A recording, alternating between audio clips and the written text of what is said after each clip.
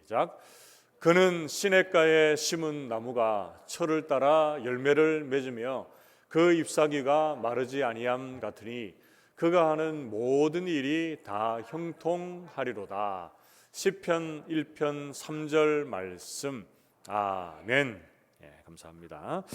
이제 하나님 말씀 함께 봅시다. 오늘 말씀 시편 1편 1절에서 6절까지 말씀을 한 절씩 교독하겠습니다. 제가 가진 성경으로는 구약 성경 805쪽 중에 있습니다. 시편 1편 1절에서 6절까지 말씀을 한 절씩 교독하겠습니다. 복 있는 사람은 악인들의 꾀를 따르지 아니하며 죄인들의 길에 서지 아니하며 오만한 자들의 자리에 앉지 아니하고 오직 여호와의 율법을 즐거워하여 그의 율법을 주야로 묵상하는도다. 그는 시냇가에 심은 나무가 철을 따라 열매를 맺으며 그 잎사귀가 마르지 아니함 같으니 그가 하는 모든 일이 다 형통하리로다. 악인들은 그렇지 아니함이여 오직 바람에 나는 겨와 같도다. 그러므로 악인들은 심판을 견디지 못하며 죄인들이 의인들의 모임에 들지 못하리로다. 무릇 의인들의 길은 여호와께서 인정하시나 악인들의 길은 망하리로다. 아멘. 우리 앞뒤 좌우에 계시는 분들과 이렇게 한번 인사하고 말씀을 받읍시다. 말씀의 은혜 받읍시다. 인사하겠습니다.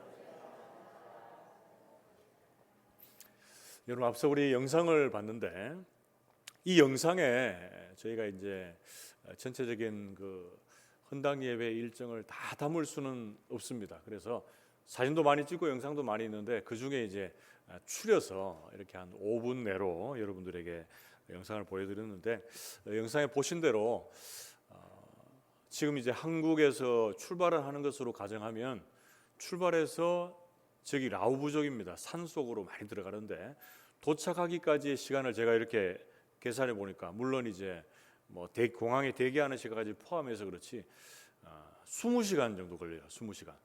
그럼 하루가 몇 시간입니까? 24시간이니까 거의 하루가 걸리는, 하루가.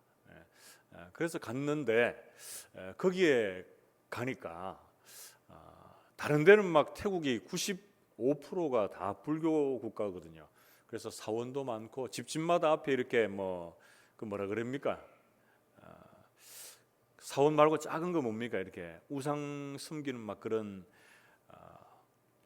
그 재단이라 그래야 됩니까? 뭐라 됩니까? 하여튼 신당, 그런 게 이제 어디 가나 있어요. 식당에도 있고 있는데 거기 딱 가니까 그 우리가 교회를 세운 그 자리에 마을의 가장 높은 곳에 교회가 있어요. 이제 원래는 이 목조 건물이라서 비가 오면은 비도 새고 그랬는데 거기에서 제가 이렇게 둘러보니까 가장 눈에 보이는데도 건물이 참 든든하게 서 있다, 이런 생각이 들었습니다. 그 지역에 사는 분들이 한 200명에서 250명 정도 되시는데 교회 나오시는 분들이 한 150명 정도 된대요. 그러니까 산골 마을에 교회가 있으니까 이 주민들이 교회로 가는 거예요. 그래서 참 그 교회가 그곳에 있다는 것이 참 의미가 깊다라는 생각을 했는데요. 여러분, 그곳에서 담임하고 있는 전도사님이 있습니다. 짜 전도사님인데, 그리고 제가 이렇게 설교할 때 옆에서 통역하시는 목사님 있으셨죠. 근데 제가 이렇게 막 할 때는 가만히 있는데 그 목사님이 얘기하니까 어떻게 합니까? 아멘이 막 나오죠, 그죠? 그럴 수밖에 없어요. 제가 얘기하는 걸 잘 못 알아들으니까. 근데 참 제가 이렇게 느끼기에도 제가 이렇게 설교하는 것을 한 120% 정도, 저도 그 목사님이 얘기하는 것을 잘 이해는 못하지만 이렇게 이제 전달하는 뭐 분위기나 뉘앙스 이런 걸 보면 알잖아, 그죠? 그리고 청중들이 반응하는 걸 볼 때 참 은혜롭게 잘 통역을 했다, 이런 생각이 들었어요. 근데 이 목사님이 이제 제가 이 목사님에 대해 잠깐 말씀드릴 텐데, 라오 부족이라고 하는 곳에서 이제 24곳, 한두 군데도 아니고 24곳에 교회를 개척해서 이 교회들을 섬기고 있어요. 한국말도 얼마나 잘하는지 한국말로 농담을 한 정도로. 그래서 제가 지난 금요일 되는 말씀을 드렸는데 그 휴대폰을 이제 가지고 가니까 그쪽에서 안 되니까 이제 유심을 바꿔서 끼우잖아요. 근데 그 작업이 잘 안 되니까 이 목사님이 휴대폰이 성령 충만하지 못해서 잘 안 되는 것 같다고 이런 얘기를 할 정도로 한국말을 잘 하시거든요. 그래서 우리나라에서 학부, 신대원까지 이렇게 해서 한 10년 정도를 이렇게 일반 공부 그리고 신학을 마치고 현지로 가셨어요. 현지로 가셔서 지금 24개의 교회를 개척해서 사역하고 계시는데 신학교를 운영하고 계시거든요. 그래서 거기에 신학교에서 양육하고 있는 학생들이 10명, 10명이고 신대원 또 교수님들이 10명. 그러니까 1대1로 양육하는 거예요. 그래서 짜 전도사님, 저희가 헌당 예배를 드린 그 곳의 전도사님도 이제 그곳에 와서 배우는 거예요. 말씀을 배우고 가서 사역하고 이제 신학교를 다니는 거죠. 그렇게 이제 하고 있는데 이 목사님이 제가 들어보니까 신앙의 집안이에요. 3대째 예수를 믿는 집안이에요. 그래서 할아버지가 예수를 믿고 그 지역의 모든 사람들이 예수를 믿게 됐다는 거예요. 뭐 이런 말씀 드리면 또 왜 자꾸 얘기하노 하시겠지만 우리 정갑순 집사님 집안에 지금 권사님이 시집을 오고 나서 시어머니, 시아버지 이제 남편까지 이제 교회 다니게 되는 이거와 비슷한 거예요. 그리고 이 사모님도 목회자 집안이고 그래서 이제 이분들을 통해서 그 라우 부족이 정말 그 불교와 이슬람이 판을 치고 있는 그 지역에 예수 믿는 사람이 이렇게 많아지고 있다는 게 너무나 제가 이를 볼 때 감격스럽고 또 우리가 그 어떻게 보면 한 부분이지만 일조를 했다는 것에 대해서 우리 교회 성도들을 대표해서 자부심을 가지고 이렇게 돌아왔습니다. 근데 제가 무슨 얘기를 하고 싶은 거냐? 우리가 교회 세웠다는 뭐 그런 자랑하려는 것이 아니고 우리끼리는 자랑해도 돼요. 근데 무엇이 중요한 것인가? 한 지역에 교회가 세워지고 또 교회를 통해서 하나님의 말씀이 전해지는 것이 너무너무 중요하다는 거예요. 여러분 한번 보세요. 그 한 명의 영혼이 우리나라에 와서 말씀을 배우고 현지로 돌아가서 그 한 명의 영혼을 통해서 얼마나 많은 영혼들이 말씀을 배우고 하나님을 알아가고 있습니까? 이게 대단한 역사거든요. 그래서 이런 역사들을 바라보면서 제가 바라고 원하기는 우리 교회 성도들은 지금 이 교회를 통해서 말씀을 배우고 또 신앙의 유익을 받고 있는 그런 상황 속에서 여러분 매주일 이 자리에 나와서 말씀을 듣잖아요. 근데 듣는 이 말씀이 참 하나님께서 주시는 은혜롭고 복된 말씀이 되었으면 좋겠습니다.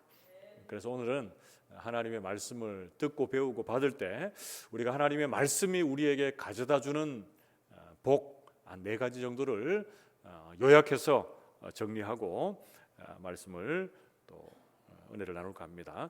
자, 먼저 우리가 성경에서 알 수 있는 말씀이 우리에게 가져다주는 복, 그것은 어떤 것들이 있는가? 그 첫 번째는요, 나를 죄에서 떠나 하나님께로 돌아가게 합니다. 이렇게 말씀합니다. 여기 앞에 보시면서 저를 한번 따라서 한번 읽어봅시다. 나를 죄에서 떠나 하나님께로 돌아가게 합니다. 그렇습니다. 말씀은 우리를 죄에서 떠나게 합니다. 그런데 우리는 어때요? 우리는 자꾸 하나님으로부터 떠나려고 하는 게 문제예요. 그런데 우리는 죄에서 떠나 하나님께로 돌아가는 인생들이 되어야 된다 이렇게 말합니다. 시편 1편 말씀을 읽었는데 이 시편 1편 말씀은 우리의 인생을 뭐라고 비유합니까? 길에 비유합니다. 길. 그래서 우리는 보통 뭐 성경이 아니더라도 우리의 인생을 길에 많이 비유하는데, 자, 우리가 길을 가는데 뭐가 필요합니까? 이정표가 필요해요. 어디로 가야 되는지, 어디로 가지 말아야 되는지 그런 이정표가 필요한데 그 이정표가 되는 게 뭡니까? 바로 하나님의 말씀이다. 그래서 인생에 있어서 가장 행복한 것은 우리가 소유나 권력 뭐 어떤 것을 많이 가지는 것이 행복한 것이 아니고 하나님과 우리와의 관계가 어떤가, 하나님의 말씀과 우리와의 관계가 어떤가에서부터 시작해서 우리가 행복이 시작되는 거예요. 말씀을 깊이 묵상하고 말씀을 가까이 하는 자가 시편 1편에는 어떻게 얘기합니까? 가장 복된 자다. 이렇게 말씀하고 있어요. 자, 시편 1편 1절에서 2절 말씀을 보면 이렇게 말합니다. 복 있는 사람은 악인들의 꾀를 따르지 아니하며 죄인들의 길에 서지 아니하며 오만한 자들의 자리에 앉지 아니하고. 자, 2절은 같이 한번 읽어봅시다. 같이 읽습니다. 시작. 오직 여호와의 율법을 즐거워하여 그의 율법을 주야로 묵상하는도다. 아멘. 여러분, 주님 안에서의 참된 복을 누리기 위해서 어떻게 해야 된다고 합니까? 죄인의 길 다 이제 합쳐서 죄인들의 길을 거절하고 말씀의 길, 참된 행복의 길을 어떻게 해야 돼요? 선택해야 된다라고 성경은 말씀해 주고 있습니다. 여러분, 눈에 보이는 아름다움이나 세상의 것들, 우리가 가지면 막 많은 것들을 이룰 것 같은 그런 것들 있죠. 실제적으로 잡아보고 가져보면 뭡니까? 한계가 있고 그것의 허망함들을 우리는 알 수가 있습니다. 그러나 말씀을 붙잡으면 그 안에 뭐가 있죠? 생명이 있습니다. 생명. 자, 시편 119편 9절에서 11절 말씀해 보면 청년이 무엇으로 그의 행실을 깨끗하게 하리이까? 주의 말씀만 지킬 따름이니이다. 내가 전심으로 주를 찾았사오니 주의 계명에서 떠나지 말게 하소서. 내가 주께 범죄하지 아니하리 하여 주의 말씀을 내 마음에 두었나이다. 이렇게 말합니다. 여러분, 11절은 잠깐 띄워주시면 좋겠는데, 여러분 이 말씀을 잘 보세요. 내가 주께 범죄하지 아니하려 하여 주의 말씀을 내 마음에 두었다. 자, 그러니까 여러분들의 마음속에 하나님의 말씀이 있으면 어떻게 됩니까? 막 죄악의 자리에서 막 우리를 유혹하는 부분들이 있을지라도 어떻게 됩니까? 말씀을 딱 듣고 그 죄악의 자리에서 떠나간다는 거예요. 그래서 중요한 건 뭡니까? 하나님의 말씀을 우리의 마음에, 우리의 입술에, 우리의 삶에 담는 것, 그것이 너무나 중요하다라고 성경은 말씀하는 거예요. 자, 구약 시대에 호세아 선지자라고 있습니다. 북이스라엘이 멸망해 갈 무렵에 하나님께로 돌아와라, 죄에서 떠나서 하나님께로 돌아와라, 그래야 너희가 산다라고 하던 그 호세아 선지자의 이런 간절한 외침을 한번 들어봅시다. 호세아 4장 1절에서 2절 말씀을 보면 이스라엘 자손들아 여호와의 말씀을 들으라. 여호와께서 이 땅 주민과 논쟁하시나니 이 땅에는 진실도 없고 인애도 없고 하나님을 아는 지식도 없고 오직 저주와 속임과 살인과 도둑질과 가늠뿐이요 포악하여 피가 피를 뒤음이라. 이렇게 말합니다. 호세아 선지자가 그 당시에 이 사회의 현상들을 바라보면서 어떻게 얘기하는 거예요? 지금 피가 피를 잇고 있는 현실이다. 그 구체적인 내용들이 저주, 속임, 살인, 도둑질, 가늠, 포악 이런 것들이 이어지는 상황 속에서 어떻게 합니까? 하나님의 말씀을 들으라. 지금 이 상황은 진실도 없고 인애도 없고 하나님을 아는 지식도 없는 상황이다. 하나님의 말씀을 듣고 누구에게로 돌아오라고 합니까? 죄를 떠나 하나님께로 돌아오라. 이렇게 말씀하고 있습니다. 호세아 4장 6절에서 7절 말씀을 보면 내 백성이 지식이 없으므로 망하는도다. 내가 지식을 버렸으니 나도 너를 버려 내 제사장이 되지 못하게 할 것이요 네가 내 하나님의 율법을 잊었으니 나도 내 자녀들을 잊어버리리라. 그들은 번성할수록 내가 내게 범죄하니 내가 그들의 영화를 변하여 욕이 되게 하리라. 이렇게 말합니다. 여러분, 선지자들의 외침의 중심에는 누가 있습니까? 안타깝게도 제사장들이 있습니다. 제사장들. 오늘날 뭐 많이 다 우리들이 하나님 앞에 제사장들인데 그래도 여러분 좀 오늘날로 이야기해도 그렇고 좀 더 앞선 자다고 합니까? 예를 들어서 예배를 인도하는 자다. 오늘날 제사장 하면 목회자들하고 연결할 수 있어요. 그래서 저는 이 말씀을 보면서 오늘날 성도들의 적용하는 것, 물론 목회자도 성도지만 앞선 자들이 제대로 서 있지 않으면 그 공동체는 더 갈 길을 몰라 방황하면서 타락할 수밖에 없다. 이게 그때나 지금이나 똑같다니까요. 그래서 제사장들에게 어떤 얘기를 합니까? 너희는 번성할수록, 이들이 뭘로 번성합니까? 백성들이 가져다 주는 재물들로 번성하는데 그 번성할수록 더 죄를 짓는다. 이렇게 얘기하면서 너희들이 하나님을 아는 지식이 없어 망하는데 율법을 잊어버린 너희들이 이제는 그 역할을 제대로 하지 못하게 될 것이다. 이렇게 이 제사장의 영적인 상태를 소개해 주고 있습니다. 폐역하고 불순종한 제사장들을 포함한 이스라엘 백성들에게 호세아는 간절한 절규에 가까운 외침을 또 이렇게 쏟아내고 있습니다. 호세아서 6장 1절에서 3절 말씀. 자, 1절에서 3절은 우리가 같이 한번 읽어봅시다. 6장 1절에서 3절 같이 읽습니다. 시작. 오라 우리가 여호와께로 돌아가자. 여호와께서 우리를 찢으셨으나 도로 낫게 하실 것이요 우리를 치셨으나 싸매어 주실 것임이라. 여호와께서 이틀 후에 우리를 살리시며 셋째 날에 우리를 일으키시리니 우리가 그 앞에서 살리라. 그러므로 우리가 여호와를 알자. 힘써 여호와를 알자. 그의 나타나심은 새벽빛같이 어김없나니 비와 같이 땅을 적시는 늦은 비와 같이 우리에게 임하시리라 하니라. 아멘. 그럼 여기서 무슨 얘기를 하고 있는 겁니까? 하나님께로 돌아가자.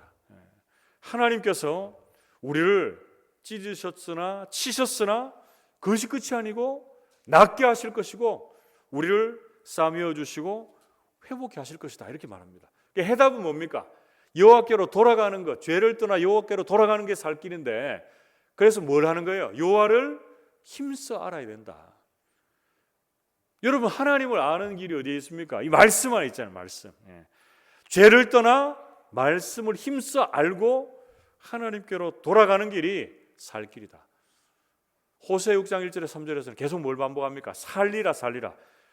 하나님 앞에 돌아가고 말씀 앞으로 돌아가야 살 것이다 라고 성경은 말씀해주고 있습니다. 사랑하는 성도 여러분, 오늘 성경 말씀에서 말씀이 우리에게 가져다 준 첫 번째 복에 대해서 어떻게 소개를 해주고 있습니까? 첫 번째는 뭡니까? 나를 죄에서 떠나 하나님께로 돌아가게 합니다 라고 이렇게 말씀해주고 있습니다. 여러분 하나님의 말씀을 마음에 둠으로 우리 모든 성도들이 죄악길에서 떠나 참되신 하나님께로 제대로 돌아가고 하나님을 제대로 만날 수 있기를 축복합니다. 그리고 만난 그 하나님과 매 순간 동행하며 은혜 충만한 믿음의 여정을 걸어가시기를 주님의 이름으로 축복합니다. 다음으로 우리가 성경에서 알 수 있는 말씀이 우리에게 가져다준 복, 그 두 번째는 뭡니까? 두 번째는 나의 짐을 가볍게 해줍니다 이렇게 말합니다. 여러분 같이 한번 따라해 봅시다. 나의 짐을 가볍게 해줍니다. 그렇습니다. 여러분 여기서 짐이라고 하는 건 뭡니까?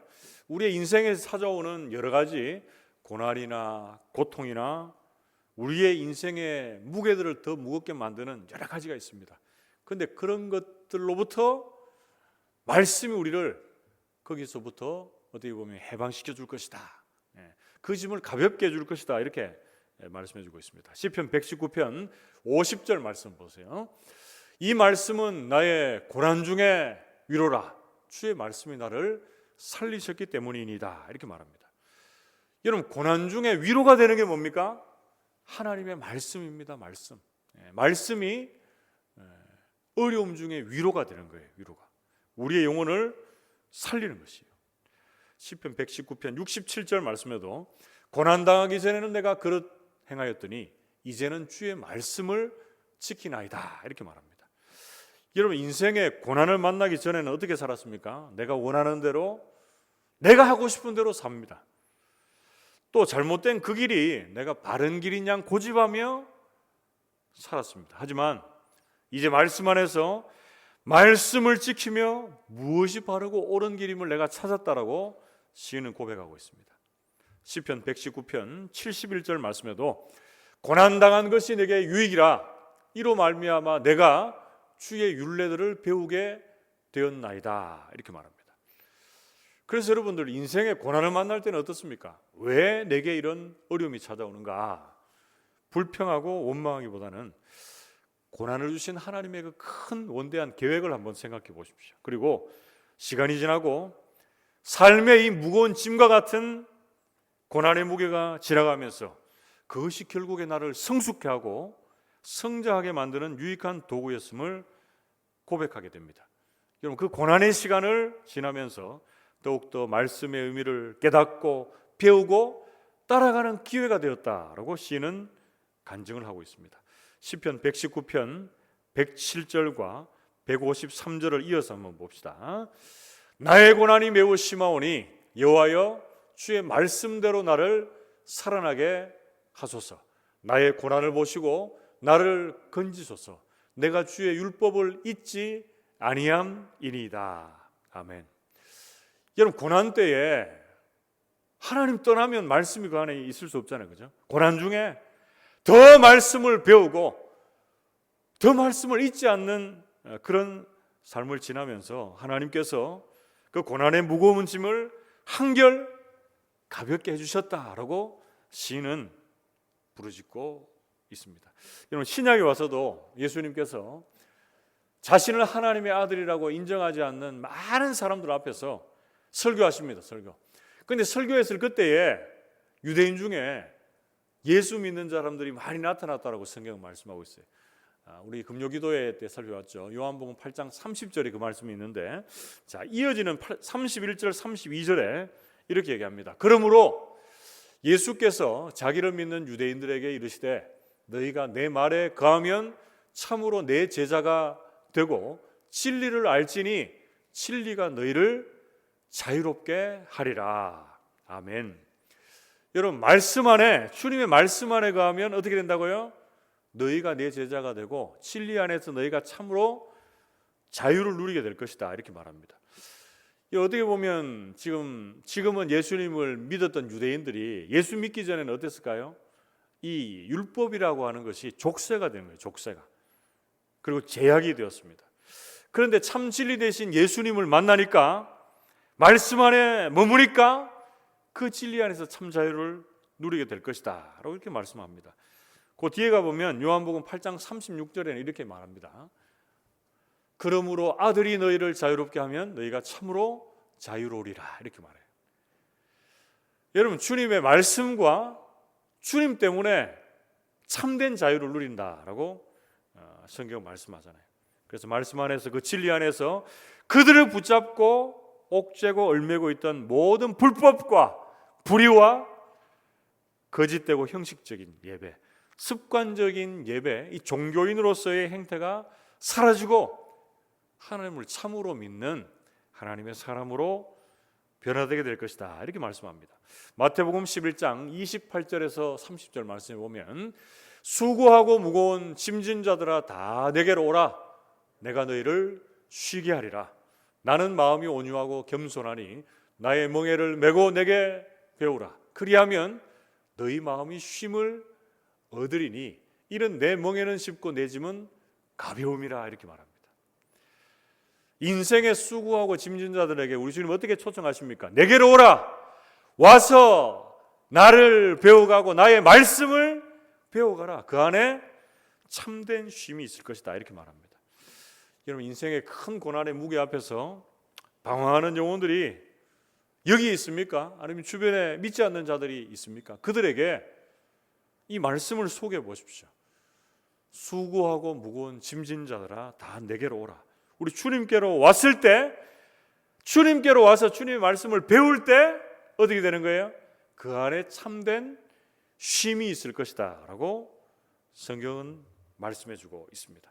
사랑하는 성도 여러분, 우리가 성경에서 배우게 되는 말씀이 가져다 준 두 번째 복이 뭡니까? 성경은 나의 짐을 가볍게 해줍니다, 이렇게 말합니다. 인생의 고난이 우리에게 너무나 큰 짐과 같이 다가오지만 하나님의 말씀으로 여러분 그 시간들을 잘 버티고 견뎌내실 수 있기를 바랍니다. 말씀이 힘이 됩니다. 말씀이 나를 살리고 건지고 새롭게 함으로 고난 중에 위로가 되고, 그리고 고난 중에 유익이 되는 시간으로 세워지게 될 것입니다. 하나님의 말씀으로 인생의 힘겨운 시기를 은혜 중에 넘어갈 수 있는 우리 모든 성도님들, 또 저의 모습이 되기를 주님의 이름으로 축복합니다. 그게 세 번째로 우리가 성경에서 알 수 있는 말씀이 우리에게 가져다 준 복, 그 세 번째는 나의 걸음을 지혜롭게 인도해 줍니다, 이렇게 말합니다. 같이 한번 따라해 봅시다. 나의 걸음을 지혜롭게 인도해 줍니다. 그렇습니다. 시편 1편 4절에서 6절 말씀을 보면 악인들은 그렇지 아니하며 오직 바람에 나는 겨와 같도다. 그러므로 악인들은 심판을 견디지 못하며 죄인들이 의인들의 모임에 들지 못하리로다. 자, 6절 말씀을 같이 읽어봅시다. 같이 읽습니다. 시작. 무릇 의인들의 길은 여호와께서 인정하시나 악인들의 길은 망하리로다. 아멘. 여러분, 제가 말씀 소도에서 인생을 여러분 걸어가시는데 길에 비유했다 그랬죠. 시편 1편이. 근데 길에서 이정표가 되는 게 뭡니까? 말씀입니다. 말씀. 그리고 4절에서 6절 말씀에는 이정표를 삼아 말씀을 이정표로 살아내는 사람들과 그리고 자기 소욕대로 자기 눈에 보이기에 좋은 대로 추구하며 죄악이라도 서슴지 않는 사람들을 대조하고 있습니다. 자, 말씀 따라 살아가는 사람들은 뭐라고 얘기합니까? 의인이다. 그리고 죄악을 따라 살아가는 사람들은 악인들이다 이렇게 비유를 하는데, 자, 비록 바로 이 의인들과 악인들의 모습이 한번 대조돼서 어떻게 나옵니까? 여러분, 아무리 달콤해 보이고 아무리 그럴싸해 보이고 또 여러분 내가 원하는 거 다 준다 할지라도 말씀에서 떠나 있고 죄악 가운데 머문다면 뭡니까? 그걸 우리가 과감하게 배격하고 거부할 수 있어야 돼요. 자, 시편 1편 4절에서 6절 말씀에 의인들과 악인들의 모습을 어떻게 말씀합니까? 악인들은 하나님의 심판을 견디지 못할 것이다. 악인들은 바람에 나는 기와 같고 의인들의 모임에 들지 못하고 그의 마지막은 멸망이다 그래요. 멸망. 그래서 악인들은 한마디로 어떻게 특징을 묘사할 수 있겠습니까? 가볍고 허망하다 이렇게 이제 묘사를 할 수 있겠죠. 자, 이에 비해서 의인은 어떻습니까? 의인은 6절 하반절 말씀 보면 여호와께서 인정하시는 사람이다. 여러분, 세상에 그 어떤 것을 부러워하는 것이 아니라 하나님이 알아주시고 하나님이 인정해 주시는 거, 이게 최고입니다. 최고. 이런 의인의 인생길이 가장 지혜로운 인생길임은 두말할 필요가 없습니다. 말씀이 그들의 인생을 지혜로운 길로 인도해 주시기 때문에 그렇다라고 성경은 말씀합니다. 자, 시편 119편 105절 말씀에 보면 주의 말씀은 내 발의 등이고 내 길의 빛이다 이렇게 말씀합니다. 자, 시편 119편 98절 말씀에도 주의 계명들이 항상 나와 함께하므로 원수보다 나를 지혜롭게 했다 이렇게 말합니다. 여러분, 말씀 안에 지혜가 있다는 것은 계속적으로 제가 말씀을 드렸는데 이 지혜 중에 지혜가 어떤 지혜입니까? 구원에 이르는 지혜입니다. 디모데후서 3장 15절 말씀에 보면 이렇게 우리에게 소개해 주고 있습니다. 또 어려서부터 성경을 알았나니 성경은 너로 하여금 그리스도 예수 안에 있는 믿음으로 말미암아 구원에 이르는 지혜가 있게 한다 이렇게 말해요. 어떤 지혜입니까? 구원에 이르는 지혜다. 그래서 말씀을 들으면 믿음이 생기고 말씀을 들을 때 구원의 확신이 우리에게 찾아오게 되는 것입니다. 사랑하는 성도 여러분, 오늘 우리가 성경에서 배우게 되는 말씀이 우리에게 가져다 준 복 세 번째는 뭡니까? 하나님의 이 말씀은 나의 걸음을 지혜롭게 인도해 준다 이렇게 말합니다. 구원에 이르는 지혜를 포함해서 우리를 원수보다 지혜롭게 하고 우리의 인생길에서 가장 확실한 증거를 보여주며 우리의 영혼을 새롭게 함으로 우리 모든 성도들의 말씀 안에서 이 참된 지혜를 발견할 수 있는 그런 복된 한 해가 되시기를 주님의 이름으로 축복합니다. 자, 이제 마지막, 오늘은 이제 넷째까지 있습니다. 그래서 제가 세 번째는 좀 빨리 달려왔는데, 자, 네 번째, 오늘 성경에서 알 수 있는 말씀이 우리에게 가져다 준 복, 네 번째는 뭡니까? 나에게 참된 기쁨과 평안을 줍니다. 이렇게 말합니다. 여러분 같이 한번 따라해 봅시다. 나에게 참된 기쁨과 평안을 줍니다. 그렇습니다.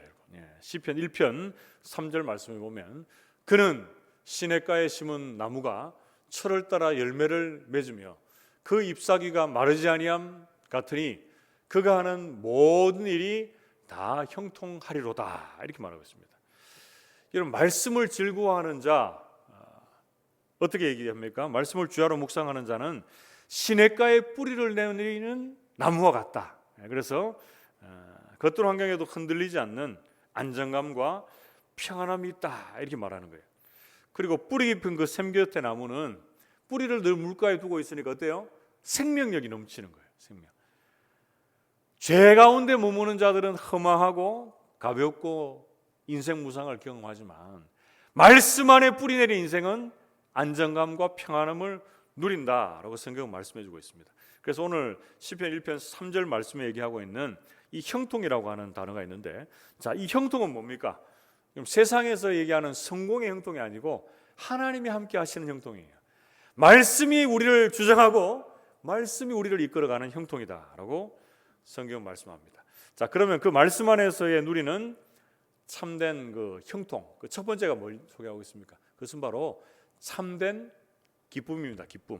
자, 어떤 내용을 소개하고 있습니까? 시편 119편 77절 말씀을 보면 주의 긍휼이 여기심이 내게 임하사 내가 살게 하소서. 하반절 중요합니다. 주의 법은 나의 즐거움이니이다. 이렇게 말합니다. 다르게 뭡니까? 하나님의 말씀이 내게 즐거움이 되고 기쁨이 된다고 성경은 선포를 하고 있는 거예요. 시편 19편 8절 말씀에도 이렇게 소개합니다. 여호와의 교훈은 정직하여 마음을 기쁘게 하고 이렇게 말합니다. 이런 말씀 들을 때 여러분은 어땠습니까? 말씀을 들으면 말씀 안에서 참된 기쁨이 있습니까? 아니면 세상에서 세상 사람들과 놀고 세상에서 막 그죠? 우리 하고 싶은 대로 할 때 기쁩니까? 비교할 수 없죠. 앞과 뒤는. 말씀 안에서의 누리는 기쁨, 즐거움은 세상이 줄 수도 없고 세상이 빼앗을 수도 없는 참된 기쁨이다라고 성경 말씀합니다. 자, 그리고 말씀 안에서 누리는 형통, 두 번째 뭡니까? 참된 기쁨이 있었고 두 번째는 참된 평안을 누립니다. 참된 평안. 시편 119편 165절 말씀에 주의 법을 사랑하는 자에게는 큰 평안이 있으니 그들에게 장애물이 없으리다 이렇게 말합니다. 말씀 사랑하면 뭐가 있다고요? 큰 평안이 있다. 그들에게 장애물이 없다. 제가 시편 119편 예전에 설교하면서 이런 말씀 드렸는데, 자, 그러면 말씀 사랑하고 하나님 믿는 사람들에게는 장애물이 하나도 없습니까? 그게 아닙니다. 제가 어떻게 이 구절을 설명했죠? 장애물이 있지만 그 장애물을 능히 뛰어넘을 만한 힘도 주시고 능력도 주시고 지혜도 말씀을 통해 주신다라고 이렇게 우리에게 소개를 하고 있습니다. 여러분, 예레미야서 17장 7절에서 8절 말씀에 보면 이렇게 말씀합니다. 이게 조금 구절이 잘못됐는데 예레미야서 17장 이게 29장이 됐네요. 제가 읽어드릴게요. 거기 보면 이렇게 얘기합니다. 그러나 무릇 여호와를 의지하며 여호와를 의뢰하는 그 사람은 복을 받을 것이라.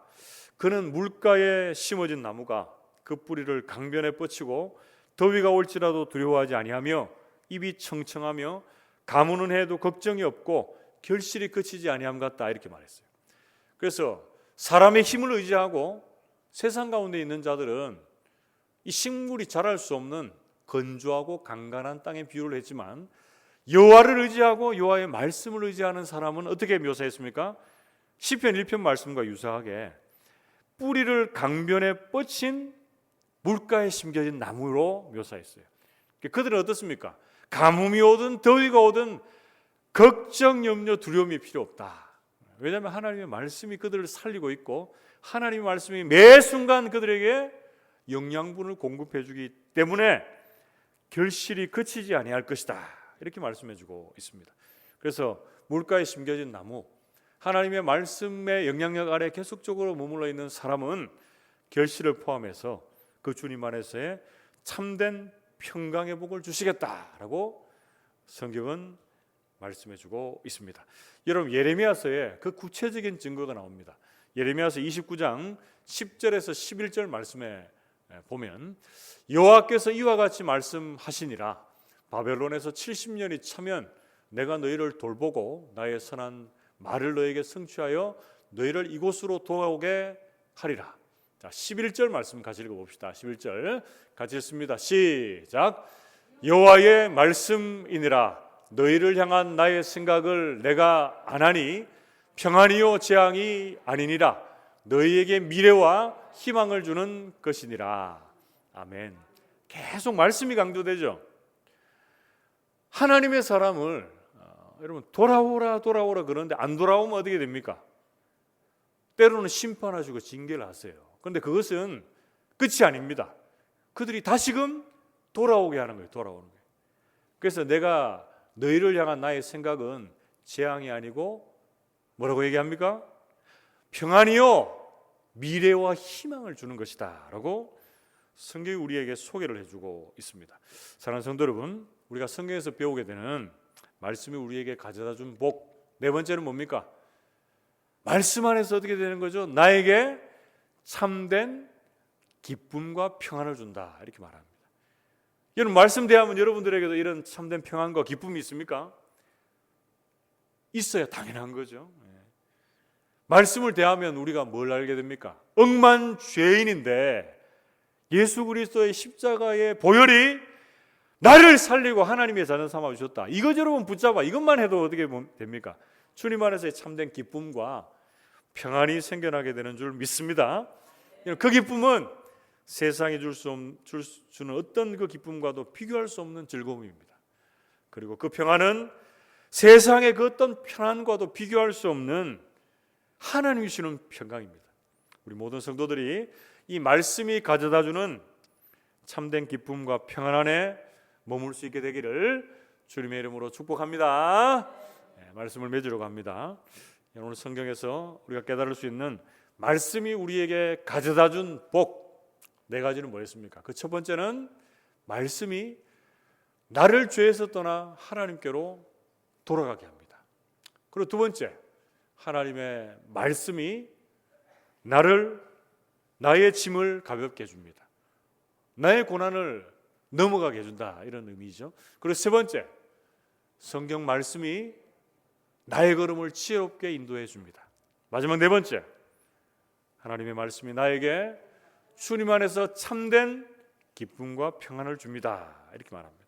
우리 모든 성도들이 2025년도 한 해 이제 10달 정도 남았는데 이 성경 말씀이 가져다주는 이 복 마음껏 누리는 그런 은혜의 시간이 되시기를 주님의 이름으로 축복합니다. 함께 기도합시다. 하나님 아버지, 은혜를 감사합니다.